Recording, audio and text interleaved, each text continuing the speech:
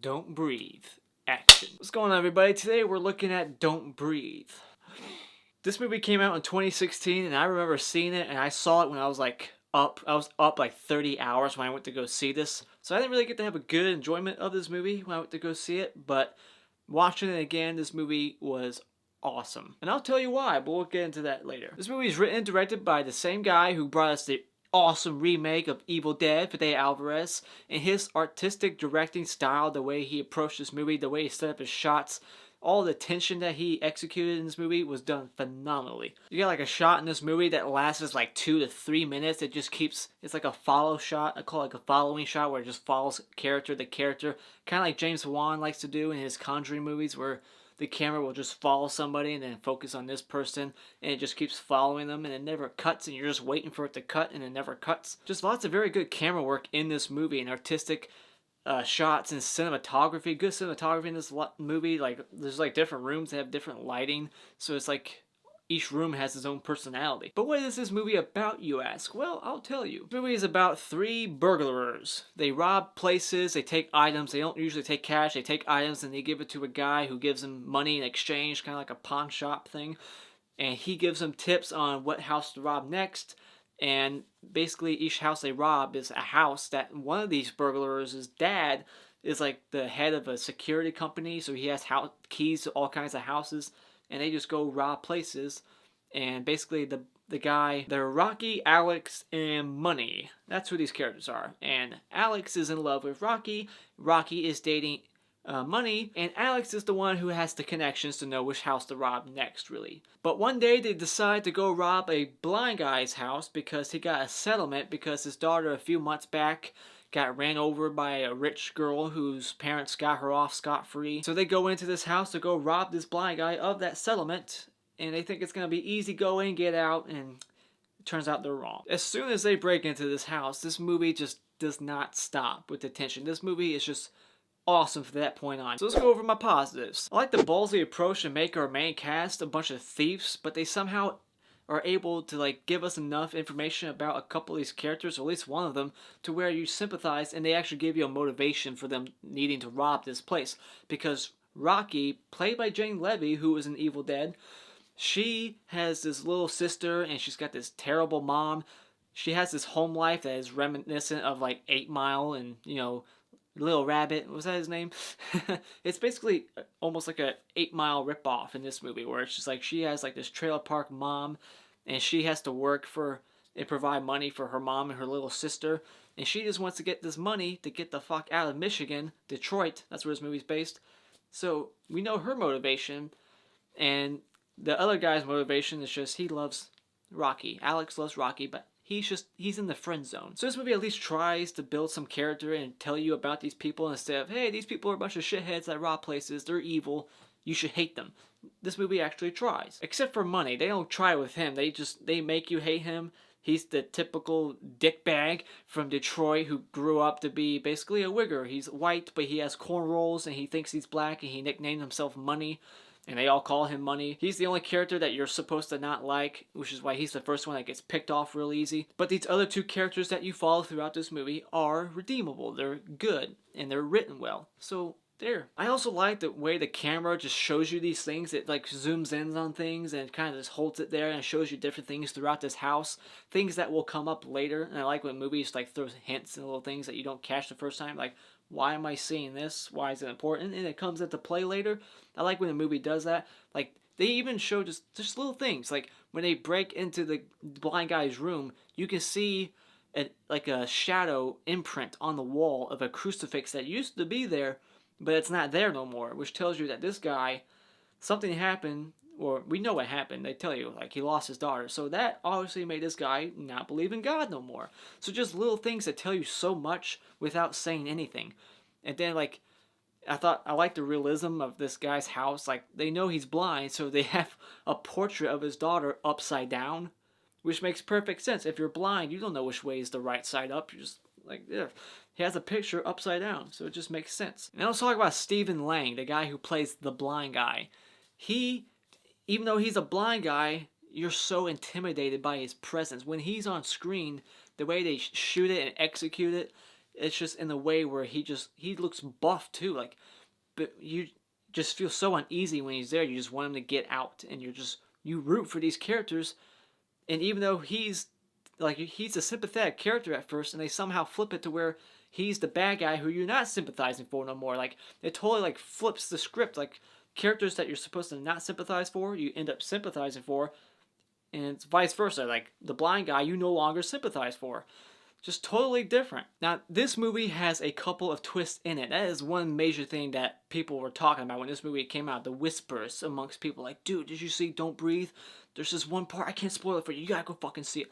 There's 2 twists in this movie, and each one of them, you're just like, holy fuck. I'm not gonna spoil it, but it's worth it watching this movie. If you haven't seen it, I'm not even gonna spoil it in this review. I know this movie's 2 years old, and I usually spoil movies, but not this one. And even though this is a horror movie, this is a perfect thrill movie. It's more of a thriller, but I still consider it horror because it is horrific.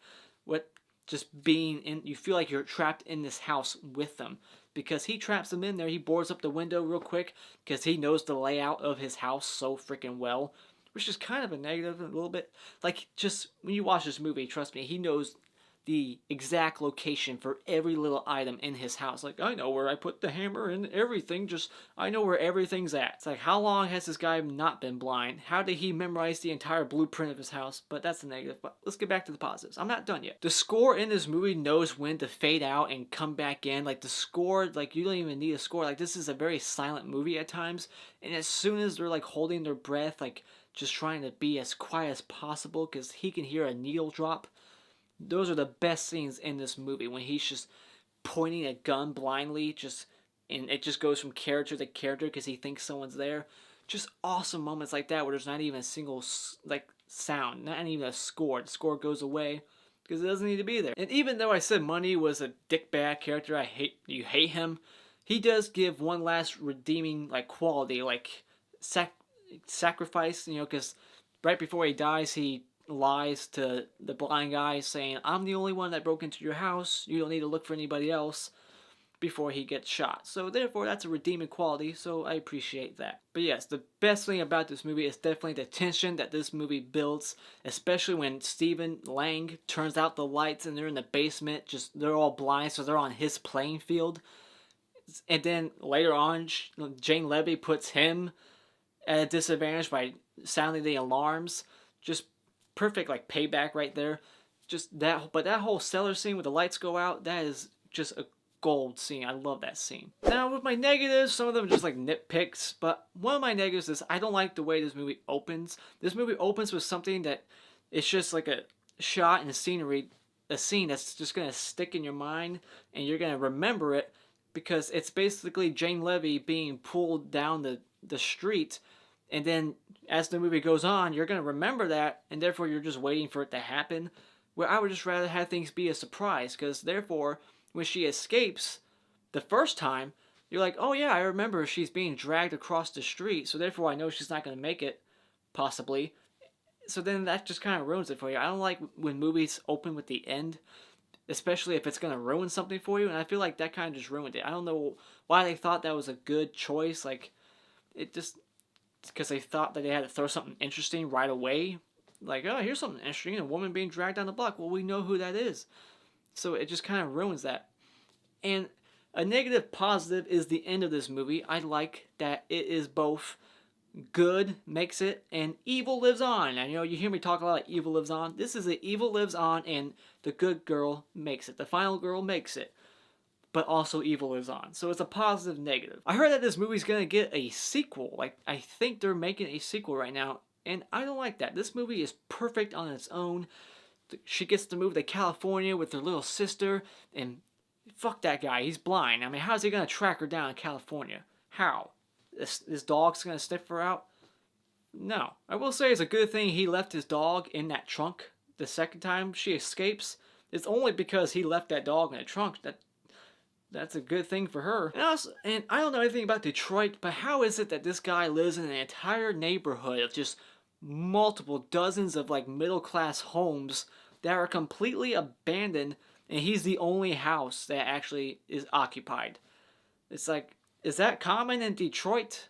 because that just seems coincidental for the plot of this movie to work. And like I said, I feel like he just knew the blueprint of his house so damn well and where everything was located to the point of his unrealistic ability. Like, even if I was blind for quite a few years, how long would it take you to just know where everything is at? Like, every little thing. Like, I know where I keep the plywood, I know where I keep the nails, I keep everything, and just, no. And once again, this is probably not a fair nitpick. This is a nitpick. He's able to smell Rocky's shoes from across the room. I know it's a common, like, myth or thing that, like, oh, blind people, they have very good smelling, and deaf people have very good eyesight or something. It's like, is that true? I don't know, but this just seems kind of a little supernatural to me. And the fact that he lives at the end, that's supernatural. And a nitpick again, because this movie's just good. I like it, so I had to give it like little nitpicks. I feel like they beat the shit out of Alex. Like, Alex gets treated so piss poorly in this movie. And like, it makes you feel so bad for him. But I guess that's what they're going for, because goddamn. He gets shot in the ear, he gets thrown out a window, and then thrown through another window, punched in the face a bunch of times, hit with like a hammer, I think. Just gets his ass kicked and then finally shot and put out of his misery. I mean, just totally fucked this guy up. And it's just like, oh, why? They could have did that to the other guy. I would have preferred it. I also want to point out that Stephen Lang, the way he talked and portrayed his character, he sounded like Elmer Fudd when he talked. Very, very quiet. Which I guess he was just trying to sound like a very broken man. I guess I get it. But the way he kind of just talked, it kind of just threw me off. I was like, why does he sound so groggy? And I also felt like the whole trailer park scene at the beginning, explaining why, you know, Rocky needs to get the hell out and get this money, her motivation. They could have toned it down just a little bit, and I still would have understood her motivation. I didn't need to see her mom doing blowjob references, like, oh, you go after sucking dick. It's like, is that really how she's going to talk to her daughter? Really? It just felt like 8 Mile ramped up. Like a ripoff of 8 Mile, except just a terrible... I mean, at what point does child services take this daughter away from this piece of shit mom who's not even working? It's like, damn. But yeah, just a few like small nitpicks, like nothing too crazy. I mean, this movie doesn't have anything really bad with it, so I just got to take a little nitpicks. But this movie is a very well movie for all moviegoers. Not even just horror movie or thrillers. This is a movie that's a must-see for a lot of people. Like, if you love movies, this is a movie you have to see. But because of the few criticisms that I do have, I'm not going to say this movie is a masterpiece. So therefore, when it comes to Don't Breathe, I highly recommend that you go out and buy it. This movie almost gets an A+, but I'm going to give it an A. It's a high A. But just a few little things that kind of annoy me, but still a very awesome movie by Fede Alvarez, and I look forward to the next project that he does, and I'm going to be there in the seats with a popcorn and a large drink. I'm going to be there waiting. Those are my thoughts on Don't Breathe. Did you see this movie in 2016? Let me know what you thought about it in the comments below, and as always, if you enjoyed this review at all, and if you agree with me at all, you can hit that like button, and then subscribe by clicking on my beautiful cartoon face in 5 seconds to see more. And until next time, auf Wiedersehen.